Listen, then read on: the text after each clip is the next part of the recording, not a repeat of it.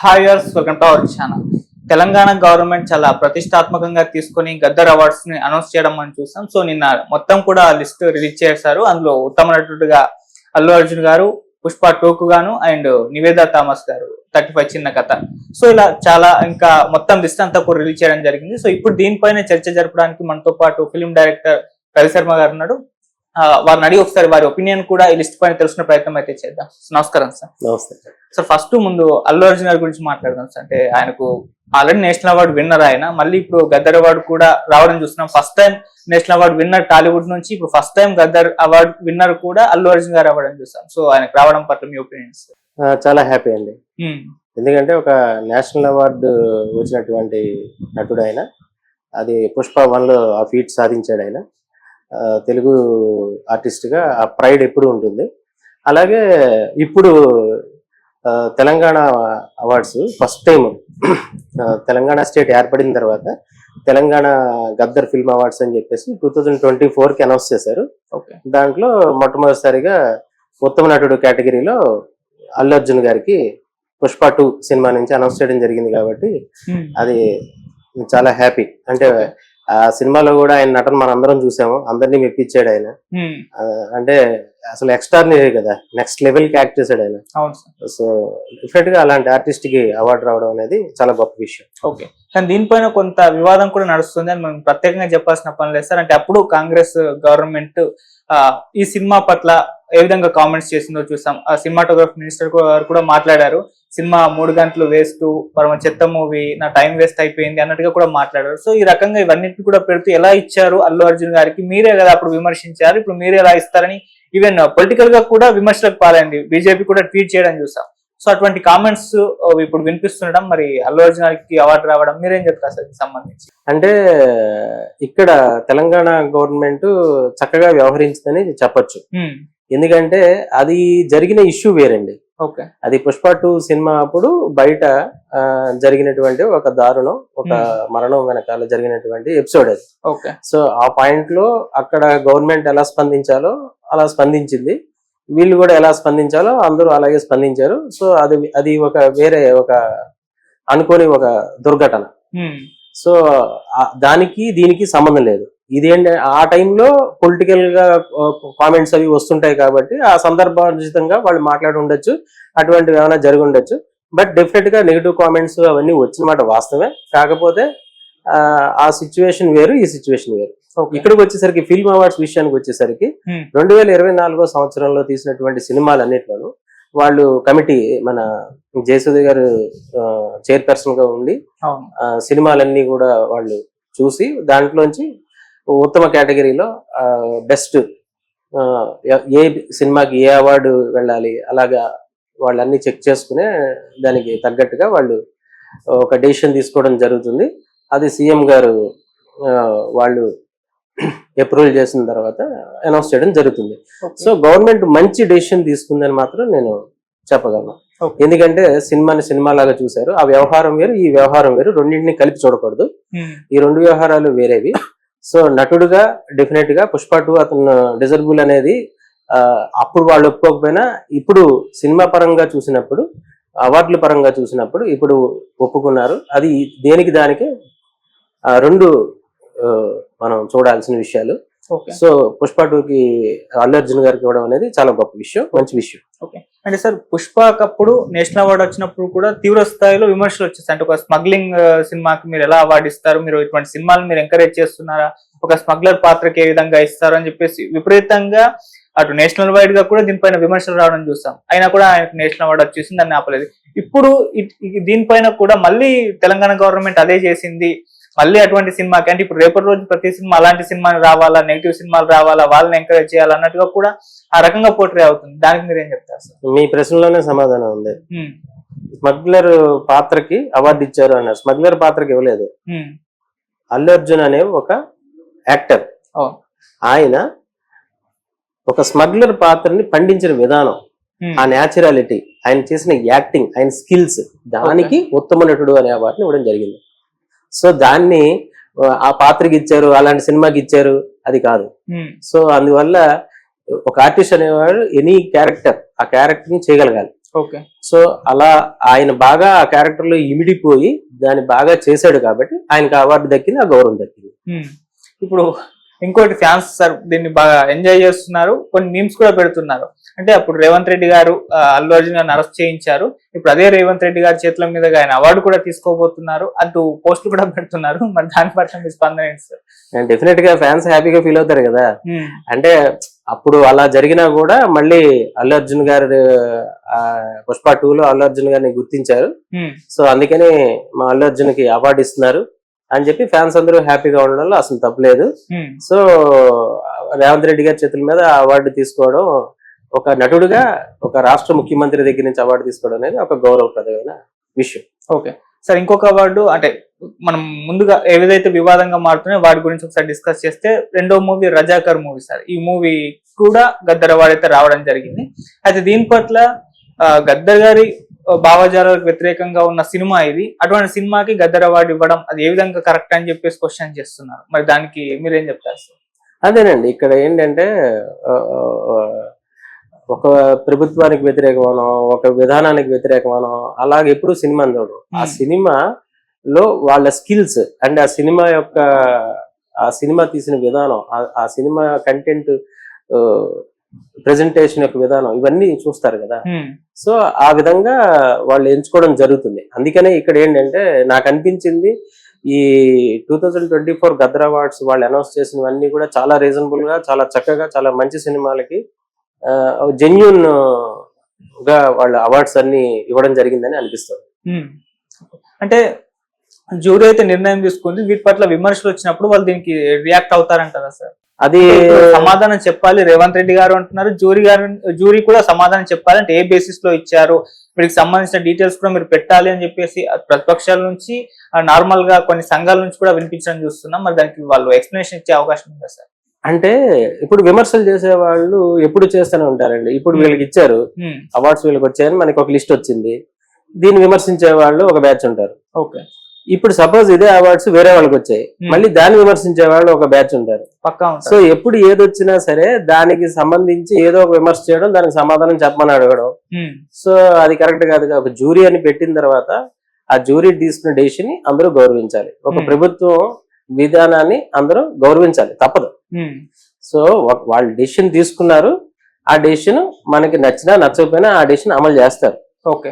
అందరికి అన్ని విషయాలు అందరికి నచ్చాలంటే అది కోరల పని, ఏకాభిప్రాయంతో అనేది ఉండదుగా. ఈవెన్ మీరు గెలిచిన రాష్ట్ర ముఖ్యమంత్రులు కూడా ప్రజలందరూ ఏకాభిప్రాయంతో గెలుస్తారా? గెలవరుగా, అంతేగా. సో అలాగే ఇవి కూడా. సో ఇందులో ఏకాభిప్రాయం అనేది సాధ్యం కాదు, విమర్శలు ఎప్పుడూ ఉంటాయి. అది ఇప్పుడే కాదు, ఈవెన్ నంది అవార్డ్స్ అనౌన్స్ చేసినప్పుడు కూడా ప్రతిసారి విమర్శలు వస్తూ ఉండేవి. సో అందుకని విమర్శలు రావడం అనేది చాలా సహజమైన విషయం. దాని గురించి డెఫినెట్ గా జ్యూరీ ఆన్సర్ చేయాల్సింది కానీ, గవర్నమెంట్ ఆన్సర్ చేయాల్సింది కానీ ఏం ఉండకపోవచ్చు. వాళ్ళు కూడా ఏం స్పందించకపోవచ్చు, లేదా స్పందించవచ్చు, అది వాళ్ళ ఇష్టం. ఓకే సార్, మొదట అంటే నంది అవార్డ్స్ ని గద్దర్ అవార్డ్స్ గా పేరు మార్చి ఇవ్వడం చూస్తున్నాం. అయితే గద్దర్ అవార్డ్స్ అని పేరు పెట్టడం పైన కూడా అది అనౌన్స్ చేసినప్పటి నుంచి కూడా ఒక చర్చ జరుగుతుంది. అలా ఎలా పెడతారు, ఒక వ్యక్తి పేరు, ఆయన భావజాలం ఏంటి, ఆయనకు సినిమా పరంగా ఉన్న సంబంధం ఏంటి అని క్వశ్చన్స్ చేస్తారు, అయినా కూడా పెట్టేశారు. సో ఈ గద్దర్ అవార్డ్స్ పెట్టడం పైన మీ ఒపీనియన్ అంటే, టైటిల్ పెట్టడం ఆ రకంగా పేరుతో ఇవ్వడం కరెక్ట్ అంటారా సార్? ఇప్పుడైతే చాలా మంది విమర్శలు చేస్తున్నారు, ఇప్పుడు కూడా విమర్శిస్తున్నారు.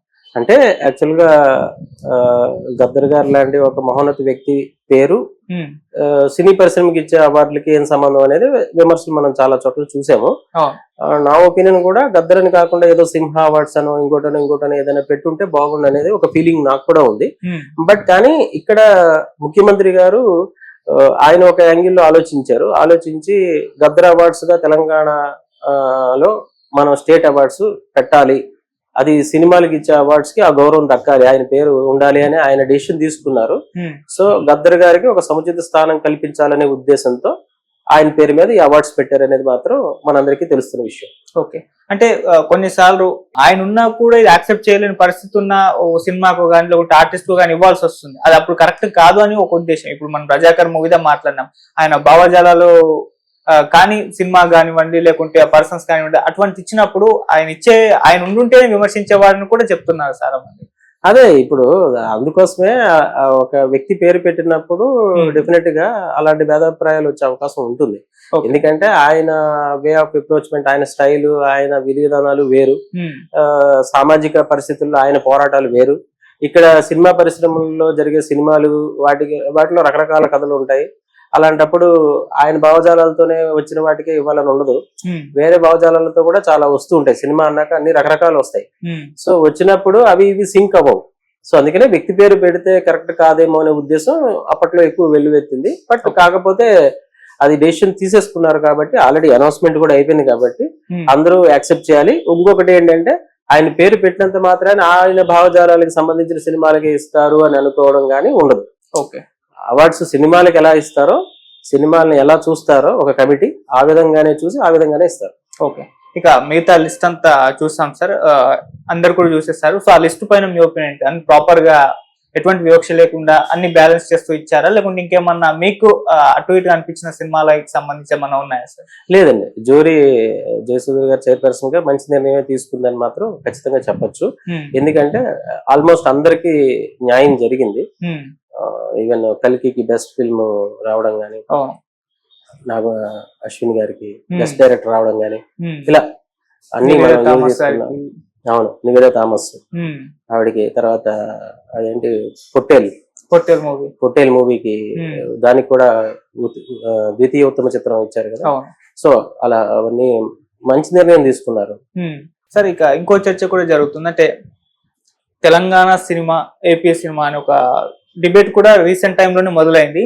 సో ఇప్పుడు తెలంగాణ సినిమాలని, తెలంగాణ కళాకారుల్ని కూడా విస్మరించేశారు ఈ అవార్డుల విషయంలో కూడా మాట్లాడుతున్నారు. దానికి మీ సమాధానం? అంటే మనకి రాష్ట్రాలు రెండండి, తెలంగాణ ఆంధ్ర అనేవి రాష్ట్రాలు రెండుగా విడిపోయాయి, కానీ భాష ఒకటే మన అందరిది, తెలుగు భాష.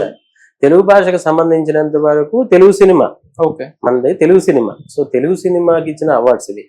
సో తెలుగు సినిమాకి ఇచ్చిన అవార్డ్స్ కాబట్టి సినిమా అన్నాక మనం అందులో తెలంగాణ మాండలికంలో వచ్చిన సినిమాలు ఉండొచ్చు, వేరే ఏ మాండలికంలో అయినా సినిమాలు రావచ్చు. కాకపోతే తెలుగు సినిమాగానే మనం చూస్తాం అందరం కూడా. సో తెలుగు సినిమాకి ఇచ్చే అవార్డ్స్ గానే దీన్ని పరిగణలోకి తీసుకోవాలి. అండ్ ఇది సెపరేట్ గా తెలంగాణ స్టేట్ ఇచ్చే తెలుగు సినిమా అవార్డ్స్, అలాగే రేపు ఆంధ్ర స్టేట్ కూడా ఇచ్చే తెలుగు సినిమా అవార్డ్స్ ఉంటాయి. ఇక్కడ తెలంగాణ మాండలికంలో తీశారు కాబట్టి తెలంగాణ సినిమా దానికి ఇవ్వకూడదు అని అట్లా ఉండదు. అది తెలుగు సినిమానా కాదా, జ్యూరీ ముందుకు వచ్చిందా లేదా, అంతే. వచ్చింది, సినిమా బాగుంది, బెటర్ ఫిల్మ్ అయింది అన్నిటికంటే, దానికి డెఫినెట్ గా అవార్డు వస్తుంది. అది తెలంగాణ సినిమా ఆంధ్ర సినిమా అనేది సెపరేట్ గా లేదు, తెలుగు సినిమానే ఉంది మనకి. అటువంటి ఇంకా ఏమి నాకైతే తెలీదు. అలా సెపరేట్ అవ్వాలని కోరుకున్న వాళ్ళు కూడా ఉన్నారు, సెపరేట్ అవ్వాలని కోరుకునే వాళ్ళు ఉన్నారు, లేరని కాదు. కాకపోతే ప్రస్తుతం మాత్రం తెలుగు సినిమా అనే ఉంది, తెలుగు సినిమాగానే మనకి గుర్తింపు ఉంది అందరికీ కూడా.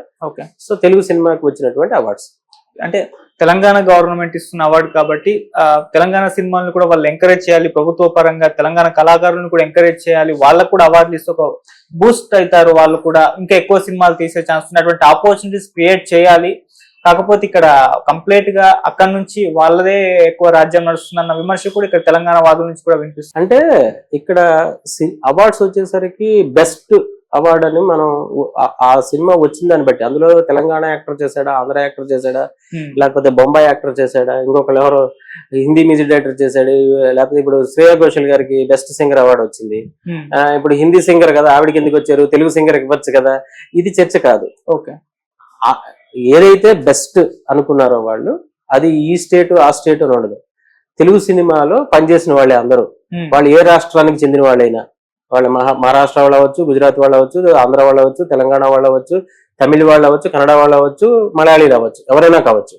తెలుగు సినిమాకి పనిచేసిన దాంట్లో ఎవరు బెస్ట్, ఈ ఇయర్ లో ఎవరు బెస్ట్ గా పనిచేశారు అనే దాన్ని బట్టి అవార్డులు ఇస్తారు. అంటే ఇప్పుడు నేషనల్ అవార్డ్స్ కూడా చూసుకుంటే సార్, అందులో ఉత్తమ ప్రాంతీయ చిత్రం అని ఒక ఉంటుంది. సో దాని పరంగా ఒక సినిమాకి ఇచ్చేస్తూ ఉంటారు, అప్పుడు మనం బలగం గెలుచుకుంది. అవును. సో ఇప్పుడు అటువంటిదే, అంటే ఏపీ తెలంగాణ రెండు స్టేట్స్ ఉన్నాయి కాబట్టి ఒక సెక్షన్ ఏర్పాటు చేస్తే ఉత్తమ తెలంగాణ చిత్రం అని, ఉత్తమ ఏపీ చిత్రం అని ఒకటి క్రియేట్ చేసి ఇస్తే బాగుంటుంది అన్న అభిప్రాయం కూడా. అంటే సినిమా అలా లేదు కదా, తెలంగాణ సినిమా, తెలుగు ఆంధ్ర సినిమా అని అలా రెండుగా లేదు. తెలుగు సినిమా అని ఒకటే ఉంది. అంటే రెండు రాష్ట్రాలైనా భాష ఒకటే కాబట్టి మనకి ప్రాంతీయ చిత్రం అనేసరికి తెలుగు సినిమాగా వస్తుంది. తెలుగు సినిమాలో తెలంగాణ ఉండొచ్చు, ఆంధ్ర ఉండొచ్చు, ఏదైనా ఉండొచ్చు, ఏ మాండలికమైనా ఉండొచ్చు. సో మనకి మాత్రం మనకి రాష్ట్రాలు రెండు అయిపోయాయి, భాష ఒకటే, రాష్ట్రాలు రెండు అయిపోయాయి అంతే. ఓకే సార్, ఇంకా మీకు ఈ లిస్ట్ చూసిన తర్వాత ఏదైనా అంటే మీరు సినిమాలు చూసే ఉంటారు కాబట్టి, సో లాస్ట్ ఇయర్ లో వచ్చిన ఈ చిత్రానికి ఇంకేదైనా అవార్డు వచ్చుంటే బాగుండు అనిపించిన సినిమా మీకు ఏదైనా ఉందా సార్ మీరు చూసిన సినిమాల్లో? నేను చూసిన సినిమాల ప్రకారం చూస్తే కూడా ఆల్మోస్ట్ అన్ని బెస్ట్ ఇచ్చారు వాళ్ళు. దీనికి ఇచ్చారంటే కరెక్టే కదా అనిపిస్తుంది. అలాగే ఉన్నాయి అన్ని, ఆల్మోస్ట్ వాళ్ళు ది బెస్ట్ ఇచ్చారు అని చెప్పొచ్చు. ఓకే, సో చాలా కాలం తర్వాత మళ్ళీ తెలుగు సినిమా ఇండస్ట్రీకి రాష్ట్రం ఇస్తున్న, గవర్నమెంట్ ఇస్తున్న అవార్డ్స్ సార్. ఎందుకంటే నంది అవార్డ్స్ ఎప్పుడు తర్వాత ఆగిపోయి మొదటిసారిగా మళ్ళీ ఇప్పుడు సో మళ్ళీ ఇనిషియేట్ తీసుకొని ఇస్తున్న గవర్నమెంట్, మరి దీనికి మీరేం చెప్తారు సార్? ఏం చెప్తాం, చాలా హ్యాపీగా ఉంది. మళ్ళీ సినిమా పరిశ్రమకి అవార్డులు అనేది ఎప్పుడు కూడా సినిమా వాళ్ళకి ఎప్పుడు ప్రోత్సాహంగా ఉంటుంది. ఎందుకంటే ఇప్పుడు సినిమాకి పనిచేసినప్పుడు వాళ్ళ రెమ్యునరేషన్ వాళ్ళు తీసుకుంటారు, డబ్బుల కోసం పనిచేస్తారు, డబ్బులు వస్తాయి, అదంతా ఓకే.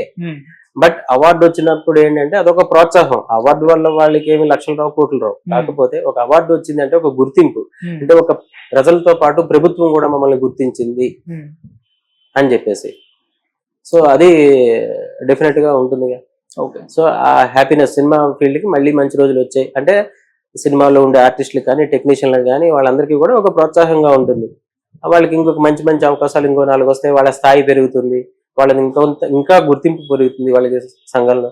సో దాన్ని ఎవరు కాదనుకుంటారు చెప్పండి, అందరూ కోరుకుంటారు. కానీ